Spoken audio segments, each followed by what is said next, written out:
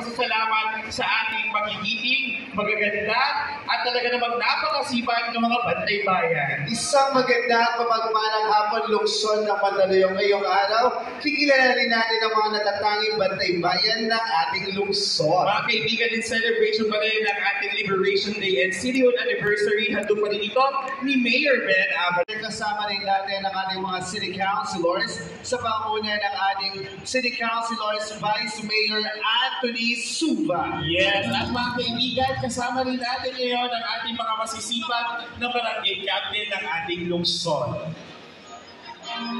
Ayan, syempre mga kaibigan, ang ating mga city councilors na magitan natin, Councilor Anthony Suba, Councilor Maris Manalo, Councilor Junis Ale, Councilor Elton Ya, Councilor Cuyong Posada, Councilor Danny de Guzman, and Councilor Sherliz Abalos Vargas. Yes, mga kaibigan, nakikiisa sa atin ngayong araw para pasalamatan ang lahat ng ating mga bantay bayan. Kaya naman partner, simulan na natin ang ating programa ngayong hapon at para bumati sa ating lahat. Mga kaibigan, upang ihatid ang kanyang mensahe.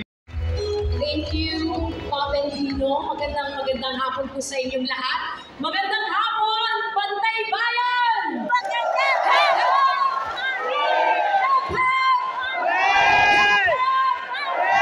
Yes, Mayor, yan ang 2,800 na Bantay Bayan, strong Bantay Bayan ng 27 barangays. At ngayon, pinagpupugay natin ang kanilang kabayanihan, mamahal at nagbibigay ng prioridad sa ating mga Bantay Bayan, Mayor Ben Abalos. Ang ating ina ng lungsod, Vice Mayora Menchi Abalos. Ang ating nagbabalik ng Congresswoman, Ma'am Queen Gonzales, hindi Abalos. Malilito ako. Queenie Gonzales at syempre 4-piece party list representative kong JC Abalos. Of course, ang mga kaibigan kong mga konsihal sa pamumuno ni Vice Anthony Suba, maraming salamat sa pagdalo ninyo.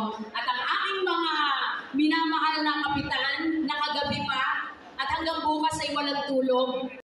At napaka-bubuting mga barangay, City Barangay Affairs and Community Services Department staff, employees, of course sa aking deputy na si Cap Ron, ang OPLA Disiplina Master. Yes, Cap Ron.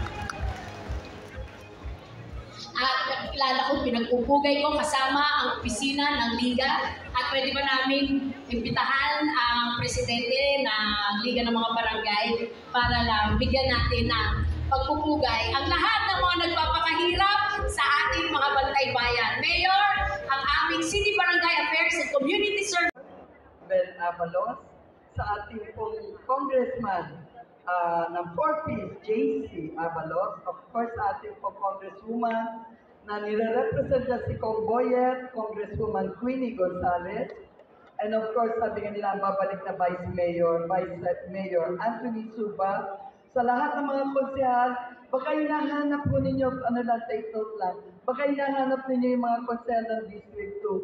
Andun po sa Sacred Heart, may kasal lang hong inaatenan. Kasi baka sabihin nyo bakit wala lahat. Hapon po, mabuhay ang Bantay Bayan ng Mandaluyong. At gusto ko muna magbugay sa aking ama. Hindi ka pinagmamasa ko kanina eh. Hindi totoo yun, mas gwapo sa akin ang tatay ko, di ba?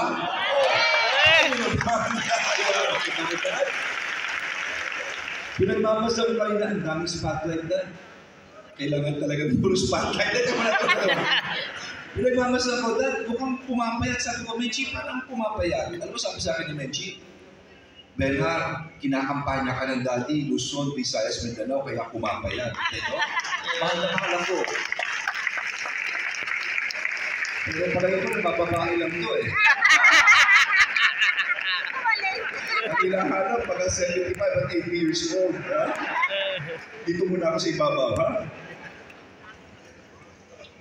Magandang hapon po sa tignan ng mga benepisyo dito. At titignan din naman natin ang kita ng ating mga barangay kung kailan i-supplement ito ng national government.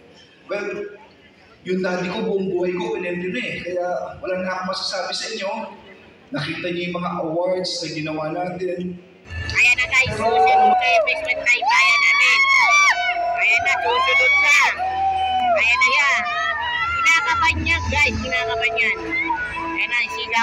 nadidinig nyo guys. Naririnig yung sigawan. Kinakaba na yan. Yan. Yan na susunod. Yan. Tignan natin yung video sa kanya. Pag-interview. Papakita yung screen. Tignan natin guys. Marami po ng pag-drive po ng patrol, magandang po ng mga Galang Center, kapag City Hall, POC. Very friendly person siya. Masaya. Siya lang yung yung sa kanya.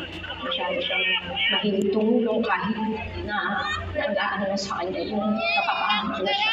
Maganda maging marunong silang rumespeto at makipagkapwa sa bawat mga mayayaman sa barangay. Kailangan makipagkaisa para gumanda yung samahan ng barangay.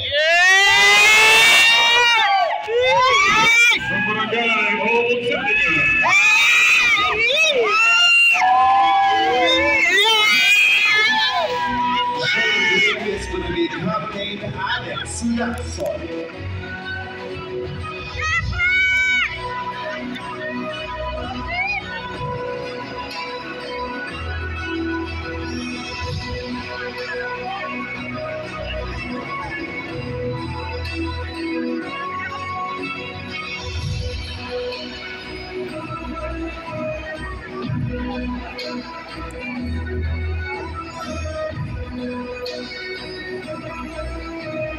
Kasi yung kapitan na